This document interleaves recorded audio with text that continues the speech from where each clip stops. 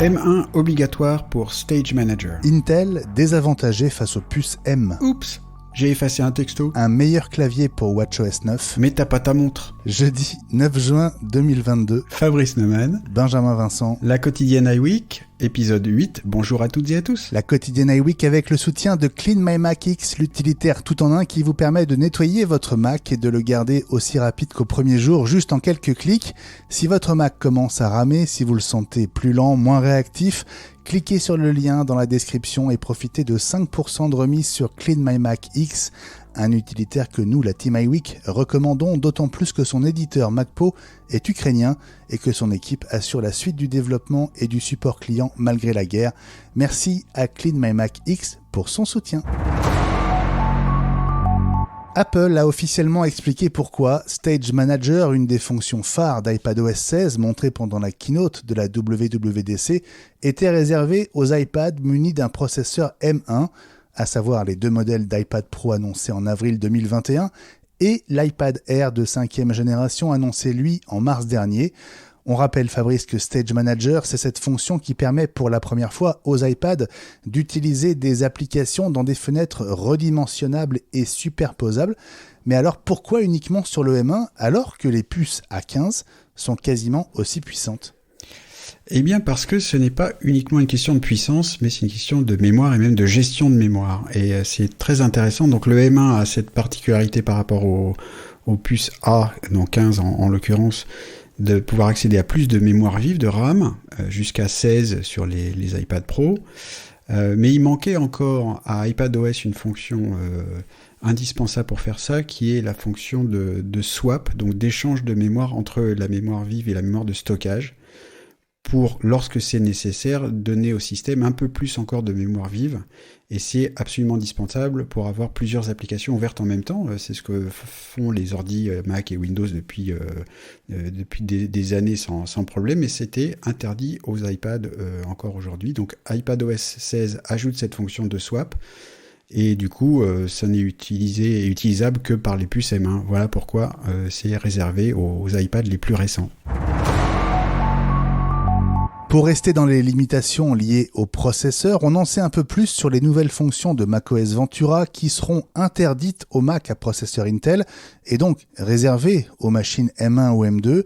Les Mac Intel compatibles Ventura seront ainsi privés de la fonction de sous-titrage automatique de n'importe quel flux vidéo, en anglais uniquement, du mode référence colorimétrique permettant d'utiliser un iPad Pro comme deuxième écran de contrôle des couleurs et de l'insertion d'emoji à la voix quand on dicte un texte.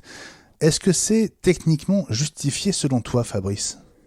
J'aurais envie de dire en partie, parce que quand même les processeurs Intel, ils sont donc, on a vu, bien moins puissants que les M1 et maintenant M2, ou en tout cas bientôt M2. Cela dit, c'est pas des deux chevaux non plus.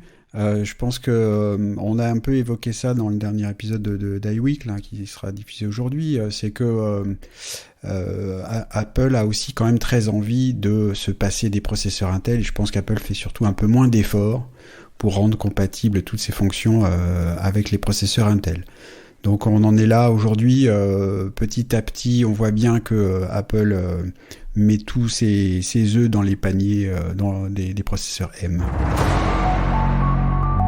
Parmi les nouvelles fonctions de l'appli Message montrée pendant la keynote de la WWDC, on a vu que l'on pourrait donc bientôt corriger un message envoyé, voire même en annuler l'envoi pendant 15 minutes, mais on a depuis appris que l'on pourrait aussi récupérer un message que l'on aurait effacé par erreur pendant 30 jours, comme les photos dans l'appli du même nom.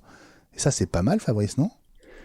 Ouais, c'est vraiment bien. C'est rigolo parce que du coup, l'application Message se rapproche encore plus d'une appli comme Mail, et pour traiter les messages, les textos comme des courriels. Alors, on rappelle que les fonctions que tu as décrites avant, c'est uniquement pour les messages qu'on envoie dans les bulles bleues, donc entre appareils Apple. Pour ce qui est des messages effacés, je suppose que non. Alors on verra à l'usage, j'ai pas la réponse à ça.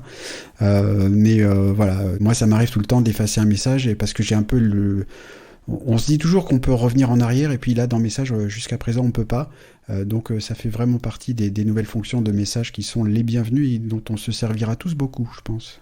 Mais ça veut dire qu'on aura un dossier Message effacé ? Récemment ? Voilà, message comme dans photo, c'est message supprimé récemment, et puis on les verra disparaître les uns après les autres au bout de 30 jours de passage dans cette corbeille. Concernant WatchOS 9, Apple avait beaucoup parlé des nouvelles fonctions de suivi des performances sportives pendant la keynote, mais grâce aux utilisateurs de la première bêta, on apprend que les heureux possesseurs d'une Apple Watch Série 7, et seulement celle-là, profiteront d'un nouveau clavier pour plus facilement taper du texte directement sur la montre. Un clavier pour l'Apple Watch, Fabrice, ça n'est pas nouveau, il était apparu dans WatchOS 8. Qu'est-ce qu'il y a de particulier cette fois-ci ? Alors, quelque chose de très important pour nous en France, c'est que cette fonction va être utilisable en français. Jusque-là, le clavier pour la montre dans WatchOS 8 était uniquement un QWERTY et en plus en langue anglaise. Donc ça paraît vraiment important. Et puis du coup, autre ajout et amélioration, il y aura les suggestions. Donc on commence à taper où on peut faire glisser le doigt, il me semble, sur les lettres. Et au bout de quelques lettres tapées de cette manière, le système va faire des suggestions de mots comme sur l'iPhone. Ce qui devrait aussi rendre un peu plus facile l'utilisation d'un clavier sur un écran somme toute assez petit malgré le grand écran de la série 7. Et puis, puisqu'on parle de montres, on dirait que celle de Meta Facebook ne se montrera finalement pas. À l'étude depuis 2 ans, cette Facebook Watch, c'est pas le nom officiel évidemment, aurait pu avoir 2 particularités qui l'auraient vraiment différencié de l'Apple Watch, 2 appareils photo et des capteurs qui lui permettaient de servir de manette de contrôle pour le casque de réalité virtuelle de Meta. Mais Fabrice, il semble donc que le projet soit abandonné. Ouais, je trouve ça intéressant parce que c'est pas anodin de faire une montre, une smart montre. Il faut mettre tout un tas de capteurs dans quelque chose de tout petit. Il semblerait qu'un des problèmes, par exemple, c'est que il y avait incompatibilité d'humeur entre les capteurs photo et les capteurs de mouvement pour détecter justement non seulement les mouvements quand on court, par exemple, mais pour servir de manette de contrôle pour un casque de réalité virtuelle, il faut détecter le mouvement des doigts quand on serre le poing, quand on serre un doigt ou deux, comme il y a justement sur l'Apple Watch dans les fonctions d'accessibilité.